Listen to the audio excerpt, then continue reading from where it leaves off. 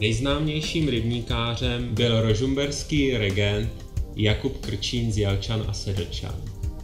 Nejenže postavil jižním Čechám jejich moře, tedy největší rybník Rožmberk. Podívejme se i na dílo méně okázalé.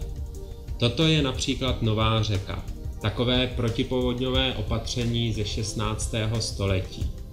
Tenhle umělý kanál byl vybudován proto, aby odváděl povodňovou vodu z Lužnice do Nežárky a tím ochránil před protržením hráz Rožmberka. Má více než 13 kilometrů a stavba v 80. letech 16. století trvala jen 2 roky. Mimochodem, dílo je i dnes funkční a i dodnes chrání rožmberskou hráz. Viděli jsme to i nedávno, v roce 2002.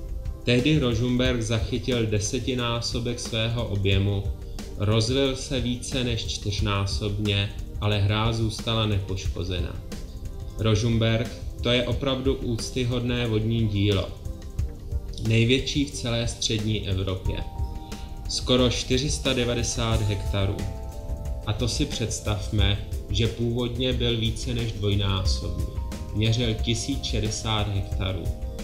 Spíš než rybník je to přehradní nádrž z roku 1590. Tehdy ji uměli postavit nejen účelně, ale i krásně.